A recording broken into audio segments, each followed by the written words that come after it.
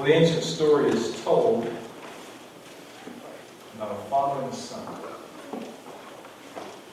who were walking along the road one day with their donkey. Soon they met a man who told them how foolish they were to walk. When they had a donkey, they could be ridden. So, the father and the son hopped on the donkey. They hadn't gone very far, however, when another man criticized them both for riding the donkey. You are too heavy, and it's inhumane. So the boy got off. It wasn't long before a third traveler accused the father of being inconsiderate because he made his son walk while he rode. So the two changed places. Soon they met another traveler who charged that this son was not respecting his father, who was so much older than he. When last seen, the two were trudging down the road carrying the donkey. I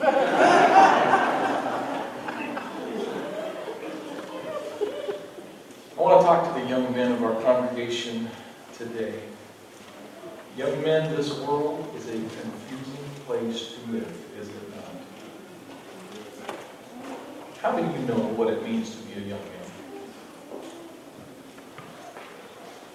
How do you know what you are supposed to be doing?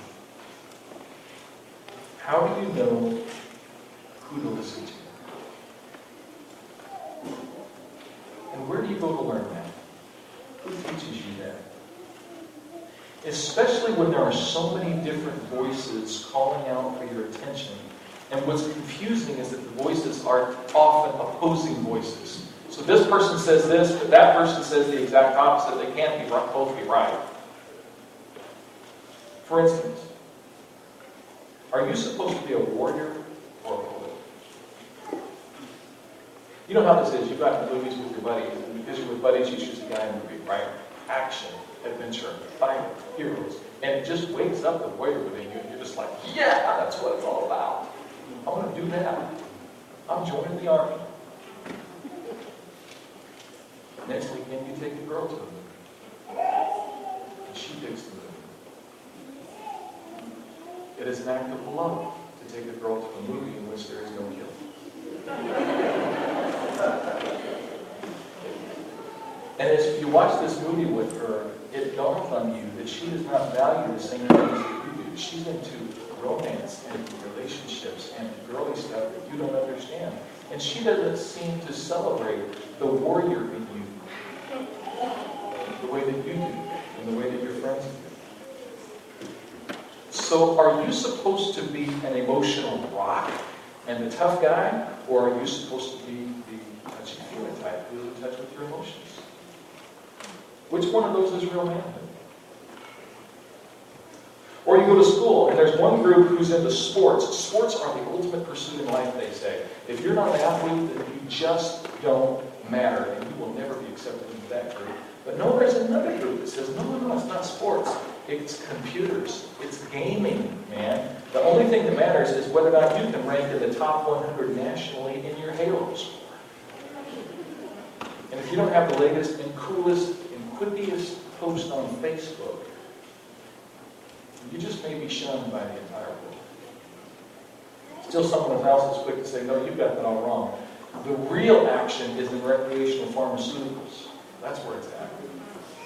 It fixes all your problems. It helps you cope with life. It deals with your depression. It's fun. It's cool. It makes you feel good.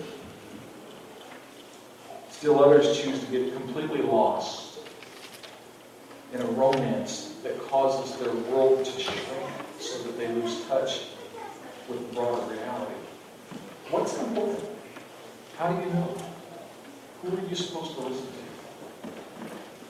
You see, you've got choices that you've got to make. Are you going to go white collar or blue collar? Democrat, Republican, geek or jock? Are you going to pursue wealth or pursue your dreams? Is it UNC or Duke? PC or Mac? Pepsi or Coke? And by the way, where does God fit in all that?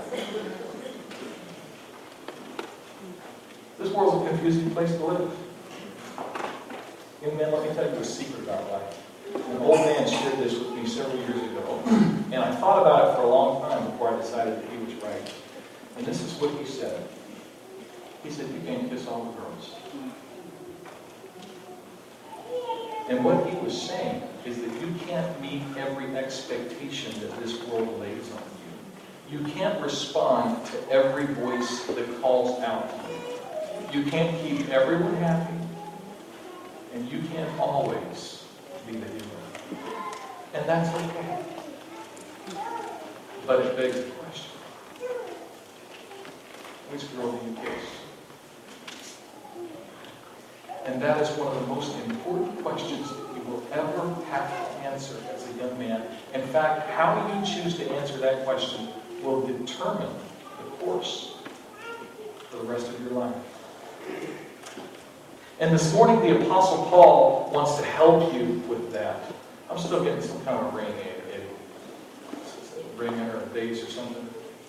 This morning, the Apostle Paul wants to help you with that. In your quest to understand and pursue manhood, Paul wants to offer counsel. We're wrapping up this 4-week series today entitled Portrait of a Healthy Family. And in the first 5 verses of Titus chapter 2, Paul has constructed for us a portrait of what it means to be a part of an emotionally and a spiritually healthy family unit. He has addressed the mature man, the mature woman, the young woman, and today we come to verse 6, where Paul talks specifically to the young man. And here's what he says. He says, likewise, exhort the young men to be sober-minded. Now, we have bumped into this word sober 2 times already in this series. In fact, in verse 2, Paul tells the mature men to be sober. And we spent quite a bit of time in that first week in this series talking about what the Bible teaches about drinking and about alcohol and why that's a bad idea to the Christian. Then Paul repeats this counsel to the mature woman. And here we are now in the 4th week of the series, and would you believe that Paul says the same thing again? Actually, not really. That's not what he says. Let me tell you why. It's not the same Greek word that we find in verse 2. In verse 2, you find a Greek word, you find another Greek word in verse 6, and they're both translated sober, and they probably shouldn't be. This is one of those things that sort of gets lost in the translation to English if you're reading a King James or New King James Bible. The word in verse 2, literally translated, means abstainers from wine. The word that Paul uses in verse 6, translated as sober-minded, that word literally translates as mature-minded. We could use the word emotionally mature, or the word emotional intelligence to describe what Paul is getting at here. Young men, Titus chapter 2, verse 6, where Paul talks to you about how you can contribute emotional and spiritual health to your family portrait. Paul is encouraging you now to be an emotionally intelligent person. And what does that mean? We need to start with a definition. Here's a simple definition. Emotional intelligence is the ability to identify, to assess, and to control your emotions. Now, do you think that that would be a good thing if you could do that? If you could figure out how to identify and assess and control your emotions, would that help you get along with other people? Would it help you with teachers and parents and siblings and one day perhaps with a spouse? Well, sure it would. Now let me ask you this question. What's more important? Emotional intelligence, as we see this definition here, or maybe our IQ? You know, we hear about people taking an IQ test. And the purpose of the IQ test is to tell you how smart you are. Which one of those two do you think is more important, the IQ or the emotional intelligence? It's an interesting question. A few years ago, there was a researcher named Daniel Goleman who did some research on this. And what he found in his research is he found that the people with the highest IQs were not necessarily the most successful people in life. And he found that the most successful people in life were the people who had high levels of emotional intelligence. Have you ever heard this little statement that gets tossed around in schools sometimes, that when you grow up, the A students will be working for the C students? This explains why.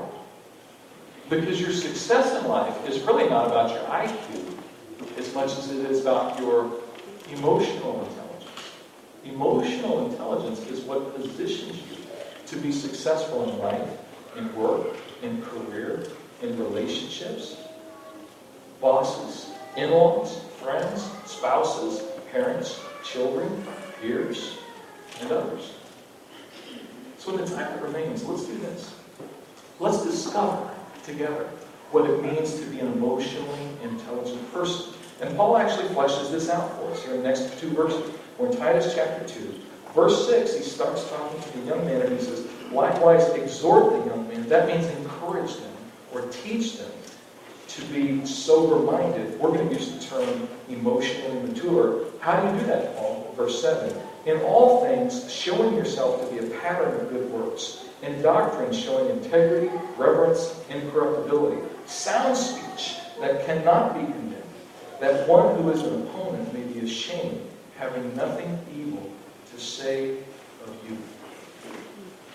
Remember that Paul says in verse 1 of this same chapter, he says, this is sound doctrine. This is a good way to live your life. This is the way you want to live your life, in a way that honors God. And then he comes on and he tells the young man, I want you to be emotionally mature. And then he starts to flesh out exactly what that means. What do we glean from the text? What do we glean from verses 7 and 8? Well, first let's talk about verse 8. Let's talk about how we communicate with others. Verse 8 said that you should use sound speech that cannot be condemned. You see, emotionally intelligent people develop the skill of communicating well. They learn to communicate in ways that give their message the highest probability of being understood and accepted and appreciated. For instance, have you ever had something really, really important that you needed to say, but you said it in such a way that people could not listen to it or accept it? You ever had that experience? No. We all have. In other words, you may have had a really good message, but you had a really poor presentation of the message. And the presentation of the message was so poor that the actual message was rejected. For instance, have you ever yelled at someone and you were maybe completely and totally 100% knew that you were right in what you were saying, but the way you said it, they rejected it, and they would not accept your message because your presentation was so poor. You see, when you speak to someone, you have these two simultaneous things that track together. They both take place. There is the message, and then there's the presentation of the message. And a bad presentation can mess up a good message. Proverbs 15:1 says this. It says, a soft answer turns away wrath, but harsh words stir up anger. Now that's interesting to me, because it says nothing about the message. It just says, that's really just talking about the presentation. And there's one presentation that turns wrath away. And there's another presentation, perhaps of the exact same message, that stirs up anger within a person. Proverbs 15:1 is giving instructions to people that want to be emotionally intelligent people. This is something that emotionally intelligent people do. They speak in ways that can easily be heard. It means that they pay attention to the hidden conversation. You know what I mean by the hidden conversation? Let me tell you about the hidden conversation. I'm going to communicate very clearly, but I'm not going to say a word. All right? I didn't say a word, did I? But I communicated, didn't I? The hidden conversation, we often call that body language. Emotionally intelligent people are going to pay attention to their body language. They pay attention to the hidden conversation. They pay attention to the emotional tone of their voice. I can say the word I love you in a way that is just dripping with sarcasm. And so there's the message, but then there's the hidden conversation that sort of overrides the message, doesn't it? If I say, oh, yeah, I love you. Huh?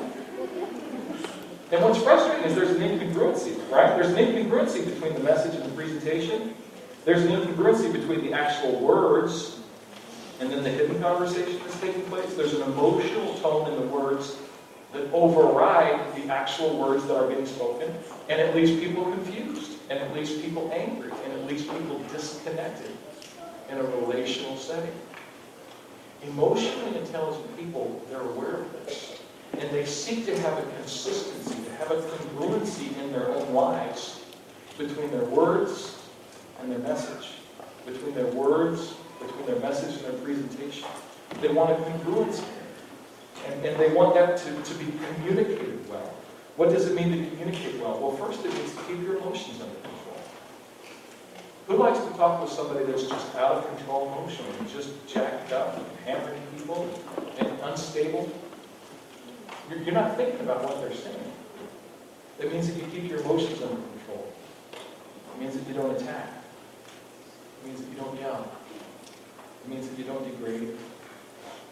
It means that you be sure that your message to other people is respectful.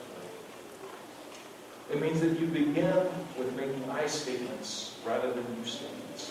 When you talk about how you feel, it's hard for someone to argue with you, isn't it? If I tell you, I'm feeling this way, who is the authority on how I'm feeling? Who in this room gets to argue with me if I say I'm feeling this way? Would anybody have the gall to stand up and say, no, actually, you don't feel that way? No. But if I get to say, well, that automatically puts you on the defensive, doesn't it? It automatically, and it's debatable, and it's arguable, because I may not be 100% right. And if I'm even 2% wrong, are you going to argue with me? Yep. That's just human nature. Emotionally intelligent people, they use I statements. They talk about themselves, they talk about their experience, they talk about how they're feeling. Remember, they assess, they identify, and they manage their own emotions. They're able to talk about that appropriate way. I'm feeling this way. I'm having that experience. I felt this way about the event or the interaction that took place the other day. I'm struggling with that. Could we talk about that? Would you be willing to help me with the experience that I had? You see, that comes across very differently than if we're attacking someone. It's a better way to communicate. Emotionally intelligent people, they balance talk time and listening time. We do not do this well in our culture. We do not listen to our culture. Listening is not a passive activity. Sometimes we get all engaged when we have something to say, but then we sort of check out, we sort of go on vacation as soon as the other person starts talking, or we use that time to think of what we're getting ready to say next. Do you know when someone's not listening to you? You can tell. Does it encourage you to want to keep talking? Or does it encourage you just to shut down? Does it lead to anger and isolation, or does it lead to bonding and relationship? We need to learn how to listen if we're going to be emotionally intelligent. If we're going to be able to grab on to Paul's counsel in verse 6, where he encourages us to be sober-minded, to be emotionally intuitive. Emotionally intelligent people, they guard against that urge. They adopt a position that says, what you have to say and how you feel and what you think and what you want to say is just as important as what I want to say. The rest of verse 8 says that when your speech is sound, your opponent will have no evil thing to say to you. I have had several times in my life where someone was extremely angry at me and they went on a public smear campaign against me. And let me just say that it almost got comical. Because they had nothing legitimate to say. And because they had nothing legitimate to say, they would have to fabricate stuff. And it just started to sound comical. And really the best response was just to back off and let them do what they were going to do. Because people could quickly come to the conclusion that that person, that's all smoke. That's just wind. They're just blowing air. They have some type of an internal problem going on with themselves, or their attitude, or their selfishness, or their agenda. But if he's not doing the stuff they say he's doing. And it's better to allow people to come to their own conclusions. It's a good feeling. When you are being attacked and there's no truth in what's being said, it's a good feeling. And now you have a lot of different options of how you can respond, if you even choose to respond. One option that you have is to choose to, I'm not even going to respond to that. By responding, I will legitimize the attack in a way that it does not deserve. You can trust that the people around you who are emotionally intelligent and who are your friends and who are thinking people will come to a right conclusion as they evaluate that data. Next, verse 7 says, in all things, showing yourself to be a pattern of his works. We could derive from that emotionally mature people exercise self-control. Listen, unless you learn to govern yourself, you stand little chance of being productive or happy in life. Not to embrace such discipline is to eventually bring ruin to the body and to the soul. Because there is a principle of life, it says that there's freedom in discipline. There's freedom in discipline. Now, a lot of times when we're under discipline, it almost feels restrictive. It feels that our liberty is being threatened, that our freedom is being taken away. The truth is that there is freedom in discipline. And that those who refuse to place themselves in discipline and to discipline themselves, later in life they become slaves to those areas of their life that get grew out of control. You know about these horses down in Raleigh Beach, the Outer Banks? It's pretty cool. Anybody ever been down? They got the wild horse tour. It's pretty cool. They have these herds of Mustangs that run around down on the beach. They date back as early as 1521. Wild Mustangs. They were left in the Spanish occupied the coast of North Carolina. The Indians finally ran the Spanish off, and they couldn't get the horses back into the boats, right? They couldn't get them through the water back in the boats, so they left these horses. And these horses have survived for centuries there on the coast. Kind of a neat thing to see. But these horses have a very specific diet that they have adapted to, living there in that coastal area. Well, last year, a well-meaning tourist fed a horse some junk food. You understand? It's kind of neat because it's a photo op. You know, you're on the Outer Banks of North Carolina, you're on Raleigh Beach, and the wild horses are there, and there's a picture of you standing there feeding a horse. It's pretty cool. It's a neat vacation photo op. Do you think the horse enjoyed it? Yep. You think it tasted good? Yep. You think he wanted more? Yep. Horse died a week later. Not everything that tastes good, or feels good, or looks good in life is good for you. Not everything that you feel like doing is something that you should be doing. Flip back to the middle of your Bible. Book of Psalm. Psalm 32.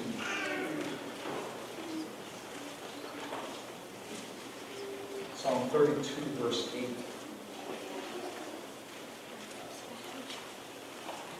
I will instruct you and teach you the way you should go. This is God's speaking. I will guide you with my eye. Do not be like the horse or like the mule, which have no understanding, which must be harnessed, bit, and bridled, else they will not come near you. Many sorrows shall be to you. Other versions translate that the way of the transgressor is hard. Listen, young men, be careful. Be careful of spurning discipline. Be careful of not exercising self-control. Be careful of not learning to govern yourself as a young man. Be careful of this thing that goes on in our culture that's so popular in our culture. You know, you got to let me make my own decisions. Wow. What an arrogant attitude. And what an ungodly attitude. That is an unwise attitude. Very popular in our culture. But just stop and think through the essence of that statement. Why would you not listen to people who have your best interest at heart? When I put it that way, does that sound smart? Or does that sound dumb? I'm not going to listen to anyone that has my best interest at heart. Does that make you feel liberated? You see, one of the reasons we have the Bible is to learn from the mistakes of those who have gone on before us. Stop and think this through with me. If you're going to go down that road of I'm going to make my own decisions and no one's going to tell me what to do, I am the kind of person who has to learn things for myself, then why would you even read the Bible? What would be the value of the Bible to you? If you are not open to accepting counsel, then why even explore the Bible? Because the Bible is largely a collection of biographies of people who either pursued God or they didn't. And when you read the Bible, you get to watch their lives and you get to see how that turned out for them. I stopped by to see a friend one day who was working in a carpentry shop.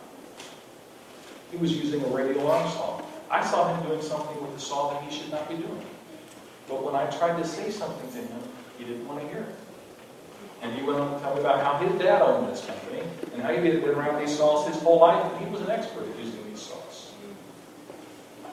The next month, he cut off his little finger of his right hand. Not accepting counsel is not wise. A few years ago, a certain city opened a new zoo. And they were excited to have the only elephant exhibit in the region. For their exhibit, they had imported several young male elephants. They intentionally chose young elephants because they knew that they would live for a long time. It's kind of expensive to buy a plane ticket for a full-grown male elephant anyways. But they had trouble with these young males. The elephants weren't really acting like elephants. They weren't doing the kinds of things that elephants are supposed to be doing. They would rip up stuff, they were destructive, they would tear up stuff, they would knock down trees, they would pull up big bushes, they would fight with each other, they would fight with the females for no apparent reason, and the zookeepers began to call around to other zoos and say, we're having a terrible time with these elephants. Do your elephants act that way? No, they don't act that way. And they finally got a hold of one old zookeeper and says, you need to get an old elephant.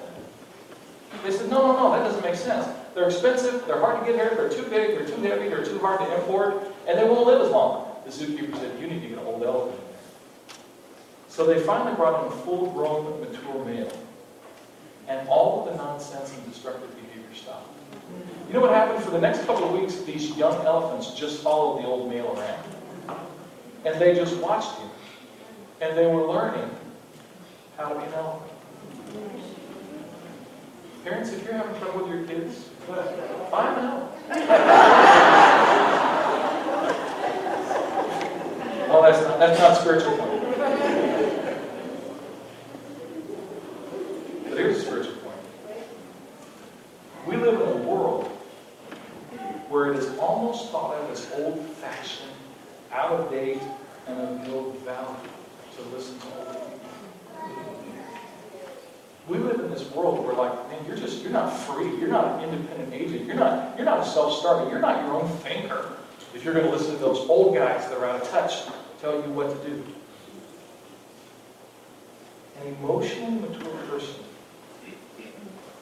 who is willing to accept godly counsel from those who have their best interest at heart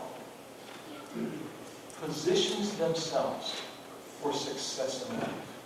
And they dodge a lot of the pain and the pitfalls and the heartache that is available to those who have bought into the, I'm going to do it my own way, I don't care what anyone thinks, I don't have anything that I can learn from you type of an attitude about life. We were last in the book of Psalms. Flip forward one book to Proverbs. A proverb is a saying of the wise. 30 chapters in Proverbs. Collection of 30 sayings of the wise. If you go to chapter 3, verse 5. It's a familiar text to me, so I want to read it for you and read it in. Trust in the Lord with all your heart, and lean not to your own understanding. In all your ways acknowledge Him, and He shall direct thy paths. What's the prerequisite for having God lead your life? In all your ways acknowledge Him. You trust in Him, not in yourself. You don't say, I can outthink God, I'm smarter than God, I know better than God, and I know better than God will lead me. No. Trust in the Lord with all your heart.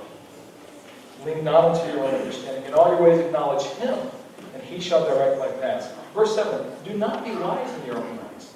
Fear the Lord, and depart from evil. It will be health to your flesh, and strength to your bones. Young man, God has a plan for your life.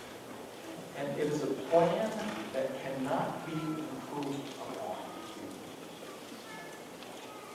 It is God who has placed the desires of your heart in your heart. And then God has an accompanying plan for your life that He gives to you so that you can achieve those desires of your heart. The very best, the very happiest, the most joyful, the most successful life that you can have is the plan that God has adopted for you. And every time you take one step outside of the center of God's plan, you take a step away from God's best and away from the best life that you can have. Young man, let me tell you this as we draw this series to a close. You have a hole in your heart. And it is a God-shaped hole. And people try to stuff many different things into the God-shaped hole. But only God can adequately fill the God-shaped hole.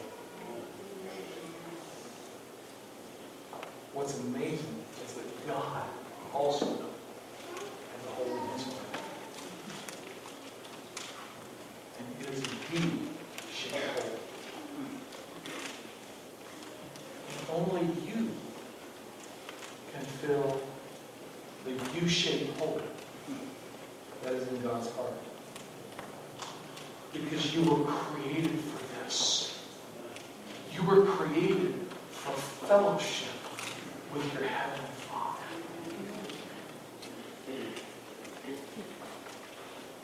God created you. And emotionally intelligent people, they get that. They pursue God. They pursue this passion for God and this love for God in their lives.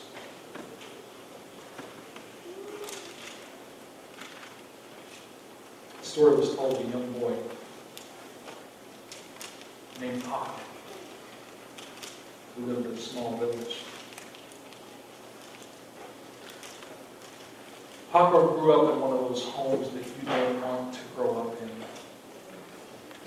On his street late at night, one could often hear the sounds of his father's drunken rampages, screaming, the crying of his mother and sisters, the sound of glass and furniture breaking as Paco's father vented his rage out on his family. And this went on month after month, and year after year. Paco lived in a world of chaos that he was powerless to stop. That isn't until one night, late in his teen years, when there was one last fight. One last exchange of the worst vulgarities that language can offer. One last fist thrown. And Paco turned on his heel and he walked out of the house for the last time. Over his shoulder he spit the words, "You are no longer my father, and I hope to never see you again." His father showed no emotion, no remorse. Just let him go. And no one saw Paco after that. He was just gone. No one seemed to know where he went. And the years rolled by. One year unfolding into the next with no word. And in time, the father's heart began to long for his son. He had a lot of time to reflect now on the kind of father that he had been. And the more he reflected, the more he regretted. And the more he regretted, the more his heart ached for reconciliation in that relationship. So he began to take these afternoon walks through the village. And he would watch. And he would listen. From time to time, he would even inquire. With the passage of time and the increase of his longing, he became more bold. He began to seek out the neighborhood boys that Paco had grown up with. They would often walk the other way when they saw him coming, but he didn't care. He would quicken his step, chase them down, driven by this desire for news of his son. But there was no news. Now, it was not uncommon for a young man in a small village to go to the capital city to find work and to build a life for himself. So Paco's father packed a few belongings and a worn photo of his son, and he made the long trip into the capital city. He knew that it would be a daunting task finding one person among so many, but his heart was very soft. The years of reflection, the years of loneliness, the years of regret urged him on.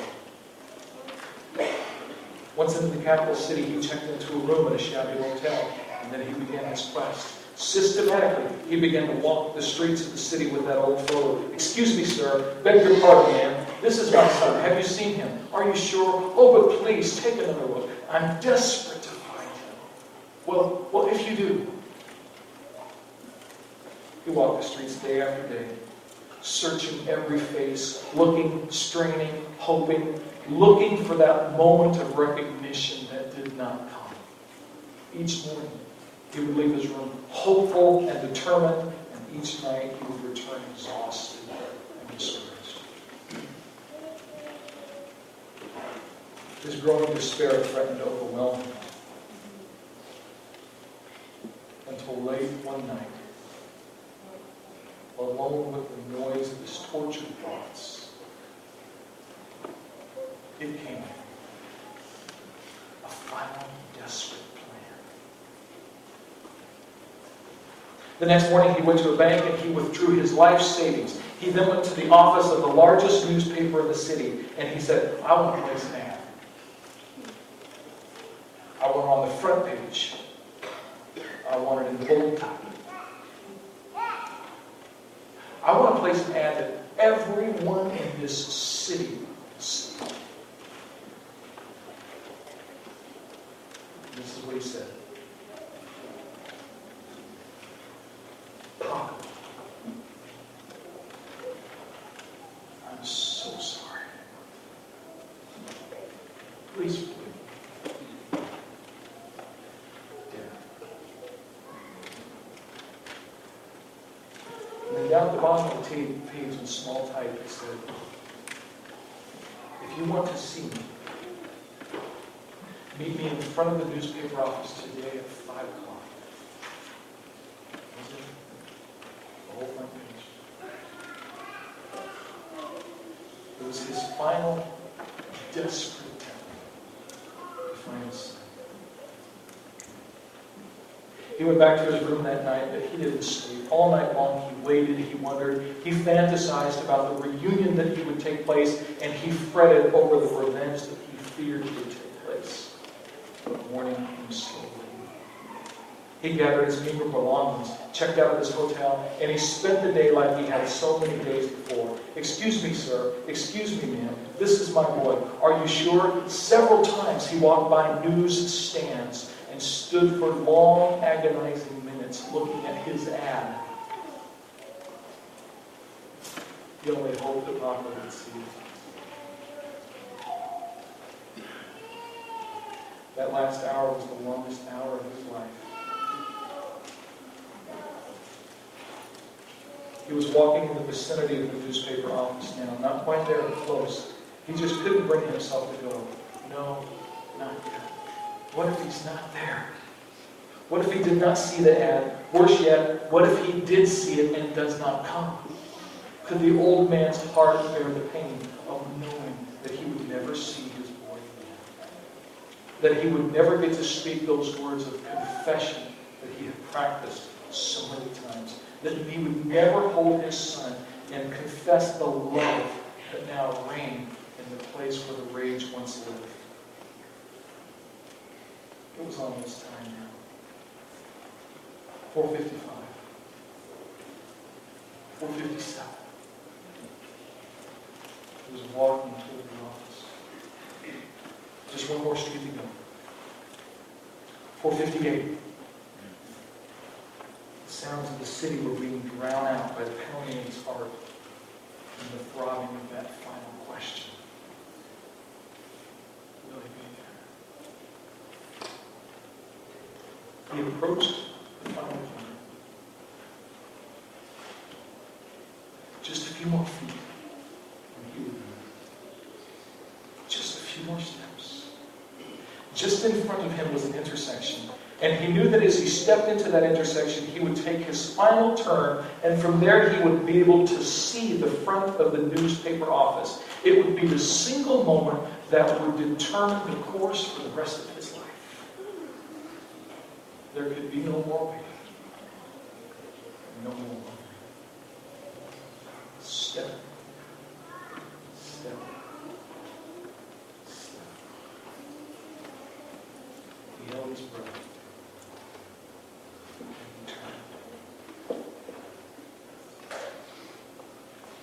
There,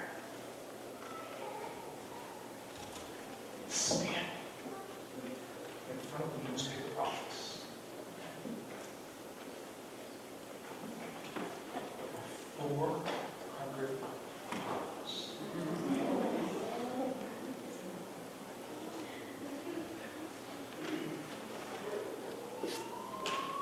400 miles.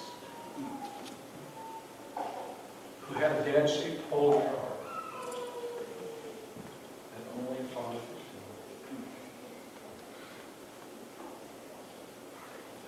fill. Young man, you have a God-shaped hole in your heart that only God can fill. So be sober.